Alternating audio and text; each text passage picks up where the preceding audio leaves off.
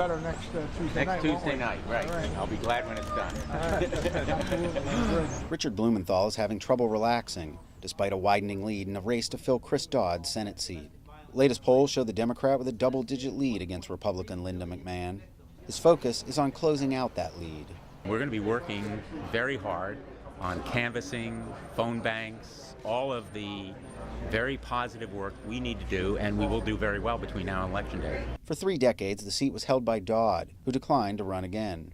At first, Blumenthal, the state's attorney general, was considered a shoo-in for the spot. Hi, I'm Kathy Miller. Nice to meet you. How are you? Very nice to meet you. But then came McMahon, an executive of World Wrestling Entertainment. She rode a wave of popularity by saying Washington needed someone who knew how to make a payroll. She promised to spend $50 million of her own money on the campaign. I was an underdog going into the Republican primary, and I won. And I'm an underdog, not quite, I think, by our own polls as much as Quinnipiac and Rasmussen show. But, you know, I'm a slight underdog there, but you know what? Underdogs come from behind and win, and that's what I'm going to do next Tuesday. Earlier this year, the Blumenthal campaign took a hit when it came out he had misspoken about his military service.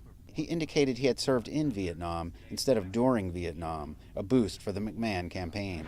Would you lie about serving in a war? We have learned something very important since the days that I served in Vietnam. Dick Blumenthal did, again and again. I'm Linda McMahon, and I approve this message. I like that she doesn't come from a political background and that she doesn't so far seem to be a liar. But the ads have not been as successful as McMahon would like. She's spent millions of dollars over the last several weeks on television advertising, and yet they really haven't improved her numbers. In fact, she appears to have peaked at the end of September. Blumenthal has also run a television advertising blitz, painting McMahon as a CEO who doesn't care about her workers. He pointed out that her company laid off 10% of its workforce last year, though the company is now expanding.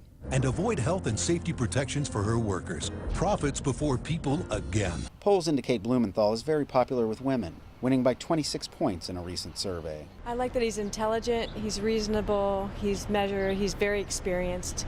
I have a lot of respect for Dick Blumenthal. Now, what is your impression of Linda McMahon? Well, she's gone through a bankruptcy. She runs a company that I don't have really a lot of respect for.